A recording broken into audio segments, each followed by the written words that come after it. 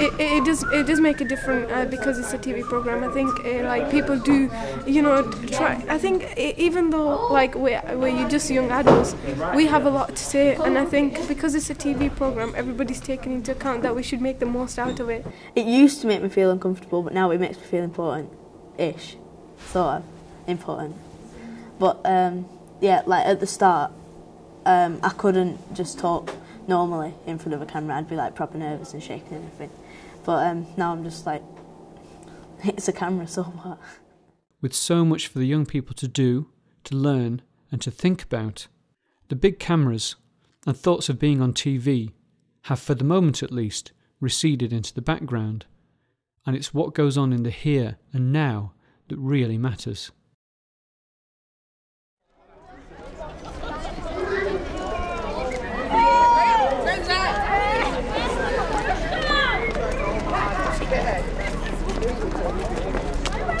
I don't see why we should be nervous. We've got a great piece of art and lots of people, and why is Joanna pointing and laughing at me with her electric haircut? Anyway, we've got a lot of people here and we've got a good piece of art and it's all around Burnley, so I don't see why anyone wouldn't enjoy it. We're going to be walking around and giving information to anyone who needs it, basically guiding people towards the artwork, helping them, giving them information. Just generally being the heart and soul of the big art project. Do you think there's more than 100 people now? Everyone else type of thing. There'll be if you see a person with a red top and it says big art, if you need some information you can all talk to us. Great, thank you. So, what pieces of art are you going to? But the Burnley bus station one isn't finished yet, so if you go there, then you won't find. You'll just see buses. 90 people to give these to. If that's your scorecard, if you want to go looking for them, the bus station one hasn't finished, so if you go in there, it's not there.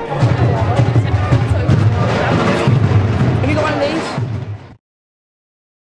It's not been too bad. I mean, they've just been asking like about the artwork and giving him like a map and scorecard, and they've been alright so far. I mean, I think Joanna's only had one person who said no, I don't really want one. So.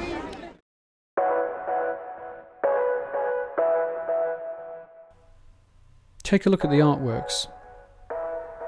Call it graffiti or street art inspired, but once this kind of thing was exactly what a council would not want to see on its buildings and pavements. But now look.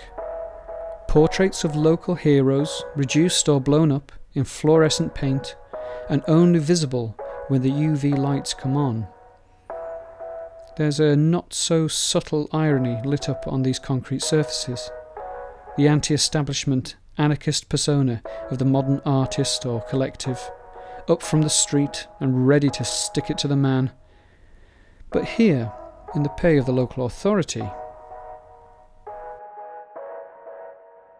and the council itself has contributed hugely to the success of the project, ensuring that the necessary work was done before and after the artists did their bit, providing the link, so to speak, between public works and artworks.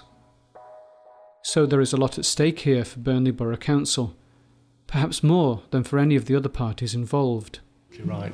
If it creates debate, dialogue, that's fine. We're not going to get 100% of people liking it. We'll have all the comments about couldn't that have been spent better, all those sort of comments. But we've just got to accept that actually it's more important than that. It's going to do more than just the minimum. It's going to get that debate going. It's going to get people talking, and people. Part of this is about people having strong views about pieces of work. The council's partner in bringing big art into town has been Creative Partnerships, who recognise the value of the project in drawing attention to the efforts of Burnley to reinvent itself. It's wonderful to be at this stage of the project because we've been living with it for the last 2 years, and it has been an amazing journey for everybody who's been involved in this project. When people ask the question, what is the point of public art? I think it's a question that is very, very easy to answer. And you can see the answer by looking around you. Because one of the points of public art, as I see it, is quite simply to bring people together. And what we set out to do from the start was to tell a very different story about Burnley. We were determined to show the nation that Burnley is a place of opportunity, of aspiration, of positivity and of community. And today in this room we have a brilliant example of how a community can come together around art. And it's not just the big commission. Right from the beginning, it was understood that there was a need for something more inclusive and more sustainable, to take the idea of public art out into the neighbourhoods of Burnley. Inevitably, the spotlight is on those young people and the Grey World Commission, but there was a lot of work that went on in the neighbourhoods, a lot of good work, a lot of kind of contact work and engagement, and the whole thing that, you know, we sort of used it jointly. I mean, obviously we wanted to have activity going on in neighbourhoods, and we also wanted to bring awareness to what the Big Art Project was and getting the name out there. So the whole project was called Me and My Place, and it was about people and place, exploring people who are going through states of transient and displacement. And so all I did when I met each individual was to ask them about a favourite place in southwest Burnley which meant a lot to them, whether it was a childhood memory or just somewhere that they used to go, or somewhere that they go now, you know, and then ask them to explain the significance of that place within the context of their own lives. And then we went to the place, took their picture, one facing the camera, one facing away. And so what you got in the public space was this dialogue about southwest Burnley, which is what it was intended to do, really, to create this dialogue about memories of southwest Burnley, how it's changed over the years, and how it's going to change in the future. Some people got quite emotional about some of the pictures and some of the audio track.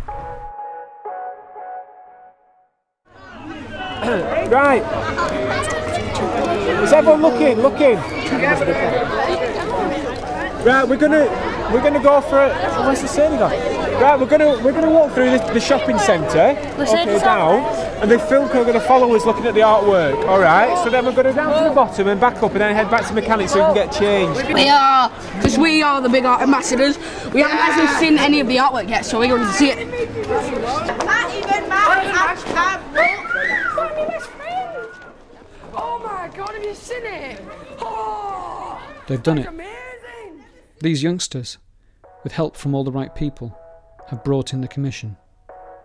They chose the artists, approved the idea, helped to select the sites. They've had oversight of the project from beginning to end, more or less. They have done the real world job. And in return, an overwhelming, fast-track introduction to the world of modern art, something their school education couldn't have hoped to achieve. A sense of really achieving something big, high profile, and a little bit out there too. A new bunch of friends, of course. Memories and photographs of the highs and lows, of places, sights, sounds and experiences.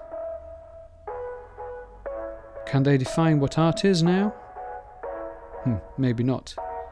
But then who can? Speeches. Have you sorted out the I'm gonna get ready now. I've only got like 10 minutes.